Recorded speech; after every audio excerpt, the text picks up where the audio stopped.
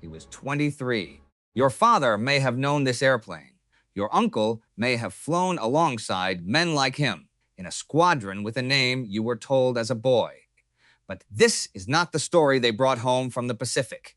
This is the story underneath it. The story of the aircraft called Whistling's death, and the young men on both sides of the ocean who flew it feared it and died beneath its shadow. A story of triumph, and a story of arrogance, accident, and the terrible arithmetic of a war that used up the best of two nations. And it begins, strangely enough, with an airplane that almost never made it into combat at all. February 3rd, 1944, Cape St. George, New Ireland. A young Marine pilot, one day shy of his 24th birthday, banked his bent-wing fighter low over the water. His name was Robert Murray Hansen. Born in Lucknow, India, to Methodist missionaries. 25 Japanese aircraft to his name in 17 days of flying. The highest-scoring Corsair ace of the war. He turned toward a lighthouse. Just a lighthouse. A small stone tower on a rocky point that had been shooting flak at his squadron for weeks. He wanted to shut it up for good. His wingmen watched as his F4U Corsair dove through the salt spray, guns hammering. Then they saw the wing come apart. Anti-aircraft fire. Not a Zero. Not an ace enemy pilot. A ground gun, manned by boys and old men, took down the deadliest naval aviator in the Pacific Ocean. His plane cartwheeled across the surface and vanished. His remains were never recovered. The Pacific Ocean in the first year of the Second World War belonged to the Japanese. From the burning battleships of Pearl Harbor, through the fall of Singapore, the surrender of the Philippines, the crushing defeat in the Java Sea, one aircraft flew above it all. A slim silver fighter with a red circle painted on each wing, the Mitsubishi A6M-0. Its pilots called it Ryzen, Type 0 carrier fighter. To the Americans, British, Dutch, and Australians who tried to fight it, it was something close to a nightmare. The Zero could turn tighter than any Allied fighter in the sky. It could climb faster.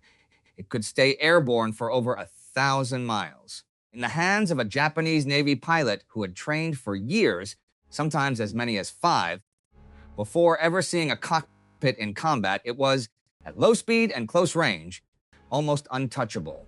Men like Saburo Sakai flew it. A young petty officer from a poor Kyushu family, Sakai had already accumulated a stunning list of victories over China and the Dutch East Indies. Men like Hiroyoshi Nishizawa flew it. Tall, gaunt, sickly on the ground, but transformed in the air into something Japan would later call the greatest ace they ever produced. And behind them stood Minoru Genda, a Naval Academy graduate, a strategist, one of the principal planners of the Pearl Harbor attack. The Japanese Naval Air Service was, in 1942, arguably the finest carrier-based fighter force on Earth. America needed an answer.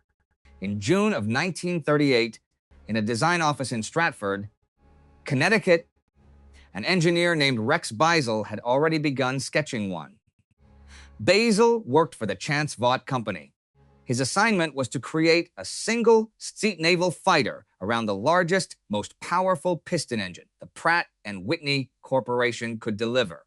That engine was the R-2800 Double Wasp, 2,000 horsepower, 18 cylinders in a double row. A brute of an engine that would need a propeller over 13 feet across just to convert its power into thrust. That propeller was the problem. A 13-foot blade on a conventional airframe would drag on the runway, so Beisel bent the wings downward, then back up at the tips, in the now legendary inverted gull shape. The bend gave the propeller ground clearance. It also gave the aircraft the most unmistakable silhouette in the history of naval aviation. Prototype flew on May 29, 1940. On October 1st of that year, the Corsair became the first American fighter ever to exceed 400 miles per hour in level flight. 650 caliber Browning machine guns lined its wings. Fuselage was long. Its cockpit sat far back. Its power was staggering. And then the Navy rejected it. Here is the first twist in a story full of them. The Corsair, the plane that would one day claim over 2,000 Japanese aircraft, was declared unfit for carrier duty.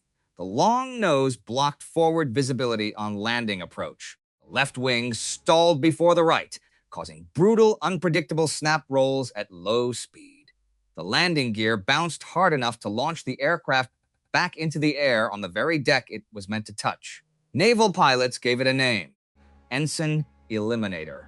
The Navy handed the aircraft off to the Marines, who would fly it from dusty coral airstrips instead of pitching flight decks. That was how, on the morning of February 12th, 1943, 24 dark blue Corsairs of Marine Fighting Squadron 124 came to rest on the crushed coral of Henderson Field, Guadalcanal. Their commanding officer was Major William E. Geese, a career Marine aviator from La Jolla, California. Quiet, steady, trusted by his men. Among his pilots was a 26-year-old first lieutenant named Kenneth Ambrose Walsh. Walsh was not the kind of man you would find at Annapolis. He had grown up in Brooklyn and Jersey City. He had enlisted in the Marine Corps in 1933 at the age of 17 as a private. He had turned wrenches on airplanes before he ever flew one. When he arrived at Guadalcanal, he had roughly 25 hours in the Corsair. His whole squadron averaged the same: 25 hours to master a temperamental brute that had killed men in training. Their first mission came that same afternoon: a 12-plane escort for a Catalina flying boat sent to rescue 2 downed pilots at Sandfly Bay, Vella La Vella, 230 miles over enemy water. They saw nothing. They came home. The debut was quiet. The next day it would not be. On the morning of February 14th, 1943, VMF 124 was ordered to escort a formation of B-24 Liberators alongside Army Air Force P-38 Lightnings and P-40 Warhawks to bomb the Japanese airfield at Kahili on the southern tip of Bougainville. It was a deep strike, 250 miles into contested airspace. The Corsair pilots climbed to 18,000 feet, their bent wings casting shadows on the clouds. The Zeros were waiting. What followed was not a fair fight. It was not really a fight at all. It was, as one American officer would later call it, a slaughter. The Japanese pilots, veterans of the Tainan Air Group and its successor units, plunged into the Allied formation from every angle. The Americans lost 4 P-38 Lightnings, 2 P-40 Warhawks, 2 of the very B-24 bombers they had been sent to protect, and 2 of the brand-new Corsairs. The Japanese lost, at most, 4 Zeros. And here comes the second twist. One of those were 4 kills. One of the only claims the Americans could make was not really a kill at all. It happened when Lieutenant Gordon Lee Lyon Jr. of VMF 124 collided head-on in midair with a Zero flown by a pilot named Yoshio Yoshida of the 252nd Air Group. Both men died. Both aircraft fell together into the sea. 150 miles from any friendly ship, 2 young men who had never met, one American, one Japanese, became each other's only certain victory of the day. They called it ever after the St. Valentine's Day Massacre. That was the debut of the aircraft that was supposed to win the war in the Pacific. That was the first act of the Whistling Death. Not glory, not triumph. A pilot dead in a head-on collision, 2 Liberators smoking down into the ocean, and a squadron of young Marines flying home in silence, having learned, in the hardest possible way, that their new machine did not by itself make them lords of the sky. 600 miles to the north, at a broad natural harbor on the eastern tip of New Britain, the Japanese Empire had built its answer to Gibraltar: Rabaul, 5 airfields, Vunacanao, Lakunai, Rapopo, Tobera, Karavat, hundreds of aircraft, tens of thousands of soldiers, sailors, and airmen. And in Simpson Harbor, the anchor line of cruisers and destroyers that could ride out an entire fleet action. Rabaul was the nerve center of the South Pacific. 4,000 miles away, in a naval hospital ward at Yokosuka in Japan, a young pilot lay recovering from wounds that should have killed him the previous August. A 30 caliber machine gun bullet fired by the rear gunner of an American SBD Dauntless dive bomber over Guadalcanal had torn across his skull and blinded him in his right eye. But he had flown his shattered Zero nearly 5 hours across the open ocean back to Rabaul, fighting to stay conscious through pain, blood, and the roar of the wind through his shattered canopy. His name was Saburo Sakai. Surgeons in Yokosuka would operate on him without anesthesia. He would live. He would return to the sky. He would face the Corsair. And the story he would tell about it, decades later, would not be the story America wanted to tell itself. But that comes later. For now, on this humid February evening in 1943, the Japanese fighter pilots at Rabaul had done what they had always done. They had killed Americans. They had come home. They had smoked their cigarettes. They had written their letters. They believed, as they had every right to believe, that the sky still belonged to them. In the American mess tent at Henderson Field, the survivors of VMF 124 sat in silence and asked themselves a single, terrible question. This new fighter was supposed to change the war, then why were they 2 men lighter tonight than they had been that morning? The answer would take another 3 months to reveal itself. And when it did, it would arrive alongside the death of the very man who had led them into that first disastrous fight. In the weeks after the St. Valentine's Day massacre, the pilots of VMF 124 did what fighting men have always done when the first plan fails. They started over. Major Gies sat down with his surviving flight leaders in a plywood shack behind Henderson Field. There was no manual for what they were about to write. The Corsair was too new. There were no experienced instructors to teach them how to fly it against the Zero, because no one had done it and lived long enough to teach anyone anything. So, they built the manual themselves in ink and blood, one lesson at a time. Rule 1, never turn with a Zero. Never. The Japanese fighter could outturn any American aircraft at any speed below 250 miles per hour. If you tried, you would be inside his gun sight in a heartbeat, and there was no armor thick enough in the world to save you from the 20mm cannons in his wings. Rule 2, stay high, stay fast. The Corsair's double Wasp engine produced its peak power at altitudes where the thin-winged Zero began to struggle. Above 20,000 feet, the American plane came alive. Below 10,000, it lost its edge. Rule 3, boom and zoom. Come down out of the sun. Fire in one long, murderous burst. Then climb back to altitude and set up the next pass. Never linger. Never dogfight. Never give the enemy a fair chance, because a fair chance against a veteran Japanese pilot was a death sentence. They stole a 4th rule from Lieutenant Commander John Thack of the Navy. He had invented a maneuver called the Thack Weave, in which 2 fighters flew side by side, and when one was attacked from behind, the other would cross under and shoot the attacker off his wingman's tail. It was mutual defense reduced to a simple, brutal dance. It worked. When flown well, it saved lives. Slowly, the Corsair began to earn its keep. On the morning of April 1st, 1943, 4 Corsairs led by Lieutenant Kenneth Walsh climbed to 20,000 feet over the Russell Islands. Below them, 20 Japanese Zeros were harassing a division of P-38s. Walsh rolled his fighter over and dove. The wind through the wing root oil coolers began to whistle. It was a low, keening sound, the aerodynamic scream of air being forced through narrow ducts at speeds most aircraft could not survive. In a full dive, the Corsair would push past 400 miles per hour. The Zero, at those speeds, would begin to shed its wings. Walsh caught his first Zero from above and behind, held the trigger for 1 second, and watched the Japanese fighter come apart.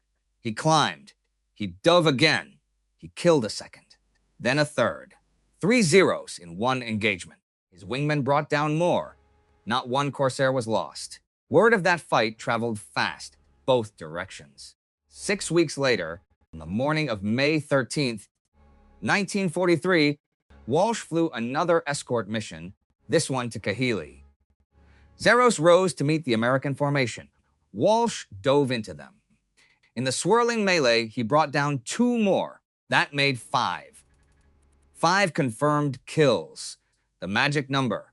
Kenneth Walsh, the Brooklyn-born mechanic who had learned to fly in the enlisted ranks, had just become the first Corsair ace in history. And on that very same day, another pilot did not come home. Major William Gies, commander of VMF 124, was on a separate mission over the Russells. His squadron tangled with a Japanese fighter escort protecting a reconnaissance bomber. What became the first real air-to-air victory day for the Corsair, 16 Zeros were claimed. But 4 American aircraft went down. One of them was Gies's. He was last seen in the middle of the fight. He never came back. His body was never found. His wife, Mary, in La Jolla, California, would receive the telegram. He was formally declared dead 2 years later. On the same day, the Corsair produced its first ace. It also killed the man who had brought it to war. This is the part of the story the propaganda posters never mention. There is a photograph of Kenneth Walsh sitting in his Corsair on that afternoon, grinning. 5 little Japanese flags freshly painted below his cockpit. In another tent, on the same base, a chaplain was writing a letter to Mrs. Gies. The war took men in both directions on the same day, and it did not care who was who. Then came the third twist, and this is the one the American story tends to leave out entirely. The Corsair was not winning the sky because the Corsair was invincible. The Corsair was winning the sky because the men flying against it were no longer the men who had ruled the sky the year before. The Battle of Midway in June of 1942, the Japanese Navy had lost 4 fleet carriers in a single afternoon. Along with them went hundreds of aircraft and, more importantly, the trained pilots and mechanics who flew and serviced them. Then came Guadalcanal, a campaign of attrition that ground on for 6 months, gutting Japanese naval aviation. Then came the deep raids into the Solomons. Every dogfight, every strafing run, every ambush over the slot took more veterans off the operational rolls. Japan could not replace them. The pre-war Japanese Navy had spent 3 years training a single carrier pilot. 3 years of rigorous, punishing instruction, followed by fleet postings and combat exposure in China. It produced the finest naval aviators in the world. It also produced them in tiny numbers. When those men died, they died with their skill. There was no reserve waiting. There was no rotation program that sent veterans home to teach. By the middle of 1943, the young Japanese pilots being pushed into cockpits at Rabaul had, in many cases, fewer than 100 hours of flight time. Some had 60. They were being sent up against Americans who had trained for 300 hours before ever entering a combat zone. They were being sent up in Zeros against an aircraft that could kill them in one pass. And they were being sent up in numbers that grew smaller every week. The Corsair, in other words, arrived just in time to fight men who were already losing.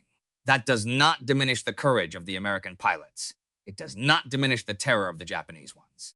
It does mean the war in the sky was already being lost on Japanese training runways in Kasoshima and Kasumigara long before Ken Walsh painted his 5th flag. Now here is the 4th twist. This one is quieter, but it matters because it tells you something about how legends grow. American accounts of the Pacific War then and since are full of a nickname the Japanese are said to have given the Corsair: Whistling Death. The claim is that the sound of the plane in a dive, that eerie keening from the wing root intakes, so terrified enemy pilots and ground troops that they gave the machine a name of their own in reverence and fear. It is a wonderful story. It is a story that sold newsreels and magazine covers. The trouble is, historians who actually read the Japanese language sources cannot find it. Barrett Tillman, one of the most careful chroniclers of American naval aviation, and Japanese researchers who examined pilot memoirs and unit diaries have looked. The phrase whistling death appears widely in American documents, in American squadron nicknames, on American nose art. In Japanese primary sources, it is essentially absent. What we have, most likely, is not a name given by the enemy, but a name given by ourselves and then attributed to the enemy for effect. It made the aircraft mythic. It made the enemy fearful. It made the story better. Corsair did not need the myth. The reality was terrible enough. By the summer of 1943, the American production line at Vought and at the Goodyear and Brewster factories building the fighter under license was pushing 300 Corsairs a month into the war. New squadrons were forming. New pilots were arriving. And in a training base in California, an older Marine, a man with a hangover and a broken marriage and a reputation for trouble, was about to take command of a scratch squadron of leftovers. His name was Gregory Boyington. He was 30 years old. He had been fired, in effect, from the American Volunteer Group in Burma the year before over drinking and unpaid bar bills. He had been recommissioned in the Marine Corps out of desperation on both sides. And in early September 1943, he was handed a fresh command in the Solomon Islands, Marine Fighting Squadron 214. Squadron with no assigned pilots of its own, made up of replacements and misfits nobody else quite wanted. They would name themselves the Black Sheep. And the story of the Corsair was about to acquire a face. Gregory Boyington was born on December 4th, 1912, in Coeur d'Alene, Idaho, to a dentist and his wife. He grew up loving the mountains, the woods, and, before long, alcohol. He studied aeronautical engineering at the University of Washington. He wrestled, he boxed, he drank. He accepted a Marine Corps commission in 1936, was designated a naval aviator at Pensacola in 1937, and by the eve of the Second World War, he was a first lieutenant with a reputation as both a gifted pilot and a difficult subordinate. In 1941, he resigned from the Marines to join Claire Chennault's American Volunteer Group in China, the Flying Tigers. He flew P-40 Warhawks against the Japanese out of makeshift fields in Burma. He claimed 6 kills, a figure historians have debated ever since. He also ran up bar tabs he could not pay and left China under a cloud, disliked by many of his fellow pilots. Came home broke. He worked as a parking lot attendant for a time. His marriage collapsed. He drank. And then, in 1942, the Marine Corps, desperate for anyone with combat experience against Japanese pilots, took him back. They gave him his old rank. They shipped him to the South Pacific. He was, in the end, exactly the kind of man who would either lead a squadron to glory or wreck it inside of a month. On September 7th, 1943, he took command of the reformed VMF 214 in the Russell Islands. He was 30 years old. Most of his pilots were in their early 20s. They started calling him Gramps. Then Pappy. The name stuck. Here is the 5th twist, and it matters more than the rest because it cuts against the way this story usually gets told. Boyington was not a role model. He was not a stoic, quiet-voiced leader out of a recruiting film. He was a divorced alcoholic in his early 30s, deep in debt, with a chip on his shoulder and a chip in his heart. His men adored him not because he was polished, but because he was one of them, only more so. He flew the worst conditioned aircraft himself, so his younger pilots would have the best ones. He fought harder in the air than any man in the squadron. He drank harder on the ground than any man in the squadron. When intelligence forgot to send them a proper insignia, Boyington and his pilots designed their own in defiance of protocol and called themselves Boyington's Bastards. When the brass objected, they softened the name to the Black Sheep. Everything about them was slightly off the reservation. That was the point. They flew Corsairs. They flew them very well. In the 84 combat days that followed, VMF 214 was credited with destroying or damaging over 200 enemy aircraft, 97 of them in air-to-air combat. 8 of Boyington's pilots became aces. And Boyington himself, in the sky over Bougainville and New Britain, added to the 6 victories he claimed with the Flying Tigers, running his official tally toward the 20s. But the Black Sheep were only one squadron among many, Elsewhere in the Solomons, the Corsair was reshaping the entire theater of war. At an airstrip called Onondaga, on New Georgia, another squadron was making its own reputation. Navy Fighting Squadron 17, the Jolly Rogers. Their commanding officer was Lieutenant Commander John Thomas Blackburn, called Tommy by his men. VF-17 had originally been assigned to the aircraft carrier Bunker Hill. But the Navy, still wary of putting Corsairs on carrier decks, ordered them to operate from land instead. It turned out to be one of the best mistakes of the war. Freed from the constraints of shipboard life, VF-17 flew longer missions, carried heavier loads, and pioneered new roles for the Corsair. Tommy Blackburn's pilots strapped 1,000-pound bombs to their center pylons and dove on Japanese anchorages.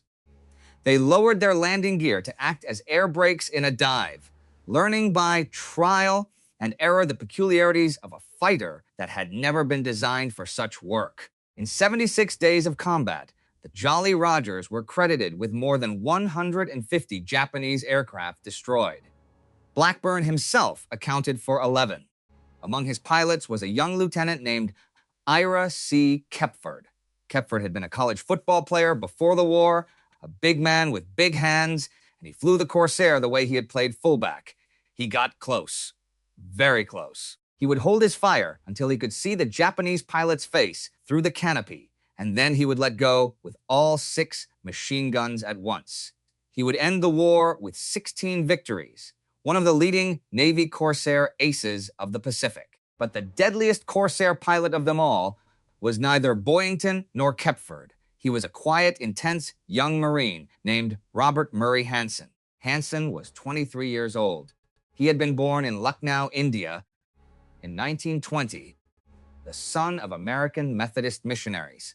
He had grown up partly in the foothills of the Himalayas, partly in Newton, Massachusetts. He had wrestled at Hamline University. He was, by the accounts of the men who flew with him, both extremely serious and extremely aggressive.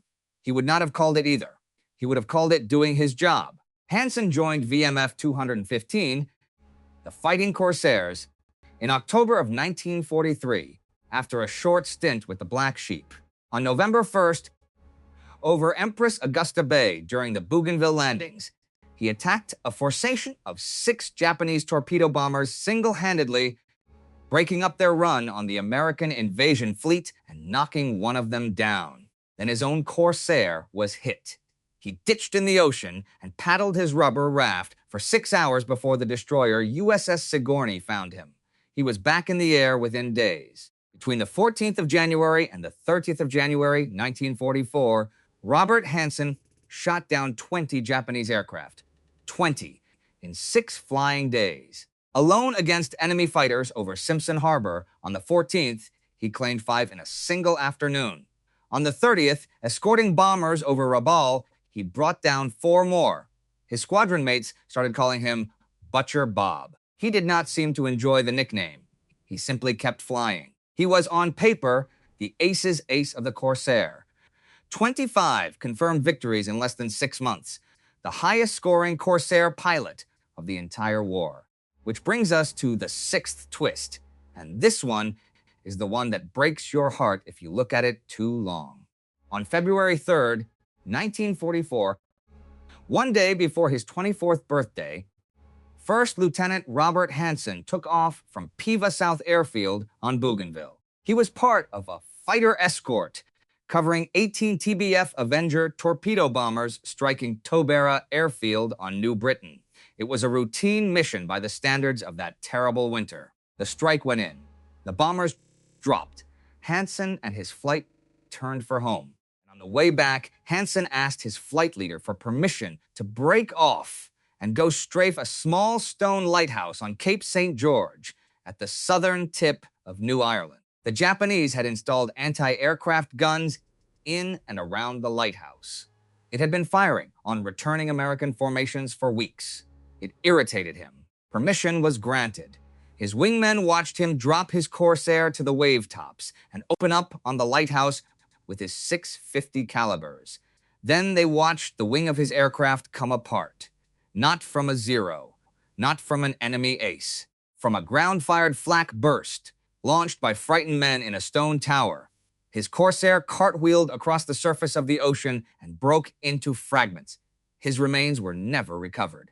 He was posthumously awarded the Medal of Honor. His mother received the citation from Major General Louis Merritt 6 months later. In Newton, Massachusetts, in the family home that Robert Hansen had left one summer and never returned to, the highest-scoring Corsair ace of the war was killed by a lighthouse. The greatest killer flying the greatest fighter died to a fixed emplacement operated by boys and old men. That is what the war was. When you strip the myth away, that is what it was for both sides. And exactly 1 month before Hansen fell, another Corsair pilot, better known, more famous, had also disappeared into that same terrible stretch of ocean. But the story of what happened to him was not, as it first appeared, a story of death at all. It was the strangest resurrection of the entire Pacific War, and it began for the Americans watching him fall as pure grief. The morning of January 3rd, 1944, broke gray and warm over Torokina Airfield on the island of Bougainville.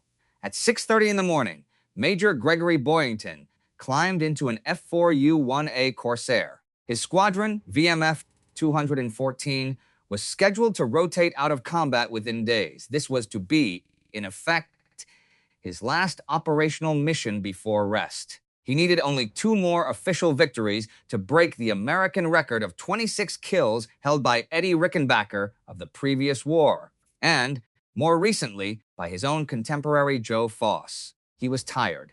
He had been drinking heavily the night before. He would say so himself later. He took off anyway.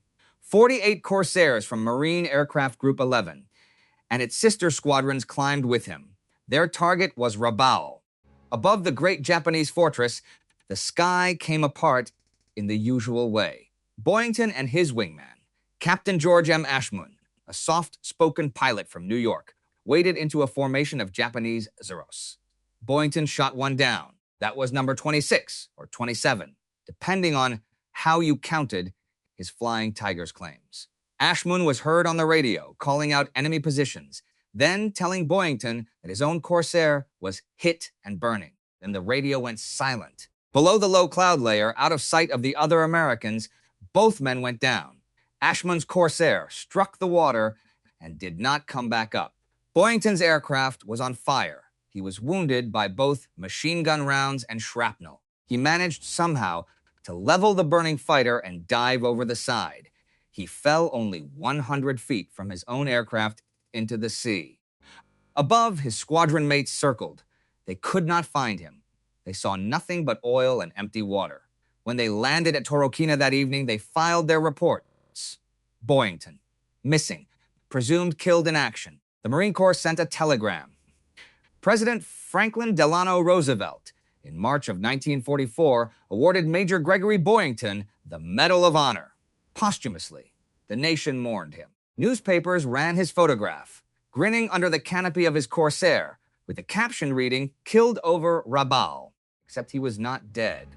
Here is the 7th twist, and it is one of the strangest survival stories in the entire Pacific War.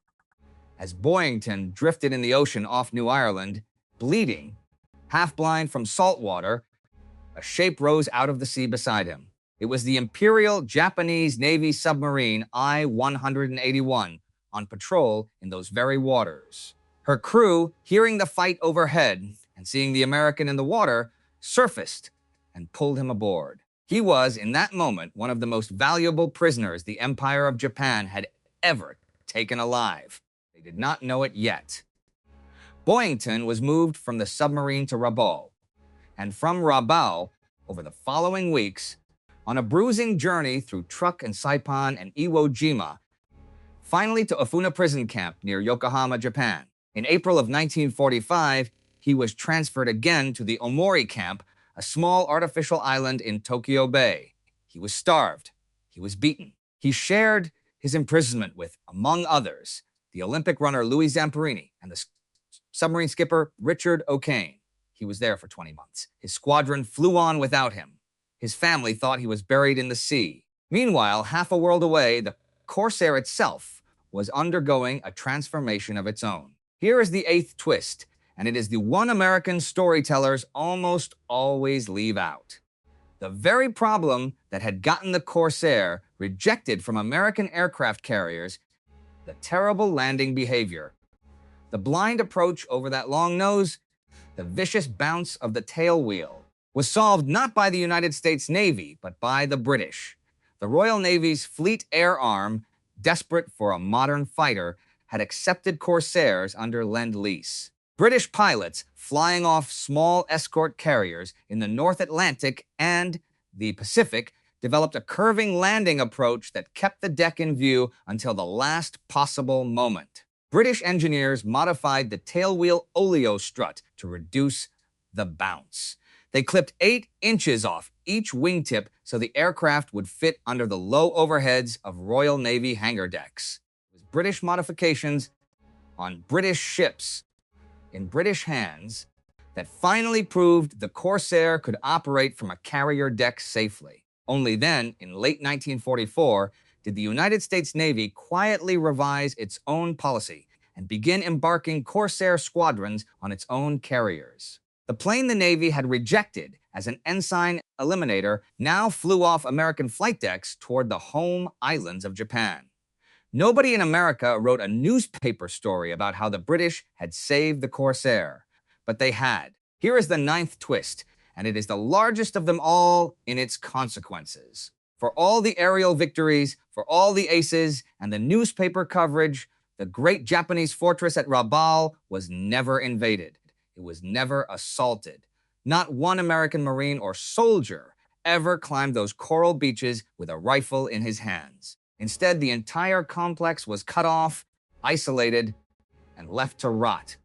Corsairs and other Allied aircraft flew endless bombing missions against its airfields and harbors, grinding down its ability to resist. By early 1944, the Japanese High Command withdrew what remained of their aircraft from Rabaul to Truk, farther north. What was left behind was a garrison of some 100,000 men, soldiers, sailors, cooks, mechanics, doctors, boys. They spent the rest of the war growing sweet potatoes in the volcanic soil, catching fish in Simpson Harbor, and waiting for an invasion that would never come. When the war ended in August of 1945, they were still there, hungry, ragged, alive. They laid down their arms to a token Australian force that arrived to accept the surrender. The pride of the Imperial Japanese South Seas Command surrendered a base that had never fallen because there had never been a reason to make it fall. Corsair and the campaign it flew in had rendered 100,000 enemy soldiers strategically meaningless without ever storming a single beach. That is what air superiority looked like once it was truly won. And there was still one more chapter to fly. At Okinawa, in the spring of 1945, the Corsair took on a role its designers had never imagined. Japan, running out of pilots and aircraft, turned to the last weapon left to a desperate empire: kamikaze. Young men, some barely trained to fly, took off with a full tank of gasoline and a bomb strapped beneath their aircraft and pointed themselves at American ships. Corsair squadrons, now finally operating from American fleet carriers, flew day after day above the American landing beaches, hunting suicide aircraft in the sky.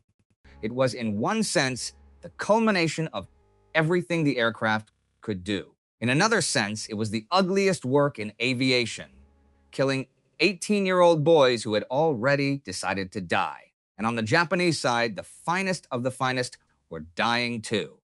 Hiroyoshi Nishizawa, the greatest ace Japan ever produced, with 87 confirmed kills or more, depending on the source, would not fall in single combat against an American ace. On October 26, 1944, he was riding as a passenger aboard a Nakajima Ki-49 Helen transport bomber over the waters near Mindoro in the Philippines, ferrying to pick up a new aircraft. A pair of American Hellcats from Fighting Squadron 14 off the carrier USS Wasp found the transport, shot it down. Nishizawa never had a chance to reach the controls. The greatest fighter pilot in the history of the Imperial Japanese Navy died a passenger, anonymous, in a lumbering transport, killed in seconds by pilots who never knew what they had killed. Saburo Sakai, half blind since Guadalcanal, survived. In June of 1944 over Iwo Jima, he was chased down by 15 American Hellcats. He escaped somehow, using every trick a lifetime in a cockpit had taught him. He would live to write a memoir. He would live to meet the men who had flown against him. He would live to say, in his old age, that the sky did not belong to any nation, and that when he thought back on the war, he no longer thought of victories. He thought of the men on both sides who had not come home. And then, in August of 1945, the war ended. American aircraft flew over the prison camps of Japan, dropping food, medicine, and news of the surrender. On the roof of a barracks at the Omori camp, on a small artificial island in Tokyo Bay, prisoners painted a message in oil and dust and whatever they could find. A photograph taken from a low-flying American plane brought the message home. 4 words, Pappy Boyington here. Back in the United States, in newspaper offices from San Diego to Washington, Poe's editors held that photograph in their hands and could not quite believe what they were reading. The man they had eulogized 20 months earlier. The man whose Medal of Honor President Roosevelt had already draped over an empty ribbon. He was alive. He had been alive the entire time. He had been in Japanese hands in prison camp 40 miles from the Emperor's palace. He came home on September 12th, 1945. Thin, sun-darkened, bearded, battered, alive. His surviving Black Sheep pilots met him in Hawaii and lifted him onto their shoulders. President Harry Truman placed the Medal of Honor around his neck in person, in front of the man rather than his gravestone. Boyington would live another 43 years. He would write a memoir called Ba Ba Ba Black Sheep, in which he was strikingly honest about his own drinking, his own failures, and his own respect for the men he had fought. He would die in Fresno, California, on January 11th, 1988, at the age of 75, and he would be buried at Arlington National Cemetery beside the other men of his war. Corsair went on. It fought in Korea. It flew from French decks in Indochina. Its last combat, absurdly, would be a war between Honduras and El Salvador in 1969, more than a quarter century after its debut over Guadalcanal. 12,571 of them were built, the longest production run of any American fighter of the Second World War. But the story that matters is not in the production totals. It is in the men. Hansen, Geese, Ashmun, Nishizawa, Ofta, names most Americans have never heard and most Japanese have forgotten. Young men who took off in the morning and did not come back. Young men whose mothers received a telegram or never received anything at all. Young men on both sides of a war that used up its best pilots the way a foundry uses up coal. Boyington, the one who somehow came back, drinking his way through the rest of his life, honest about his own broken parts, wearing a Medal of Honor that had first been given to his own ghost. The whistle of the Corsair, the scream in the wing roots as it dove through Solomon skies. The tag of whistling death, which the Japanese, in truth, probably never gave it. The story we told ourselves about a machine and the story that was actually true. It was a machine. It was a very good machine, better than the one the Japanese had, built in greater numbers than the Japanese could match. Flown, for the most part, by young Americans who trained longer and were replaced faster than any Air Force in history had ever managed. That is the truth of the Pacific Air War, and it does not need to be dressed up. The men who flew it were not gods. They were mechanics from Brooklyn, missionary sons from Massachusetts, divorced alcoholics from Idaho, football players, farm boys, somebody's husband, somebody's son. They flew the finest fighter of their war, and they killed the sons and husbands of another empire, and many of them did not come home. And many of the men they killed did not come home either. That is the story. That is what actually happened in the sky above the Solomons between 1943 and 1945. They called it whistling death. It was death. It just was not, in the end, what most people think it was.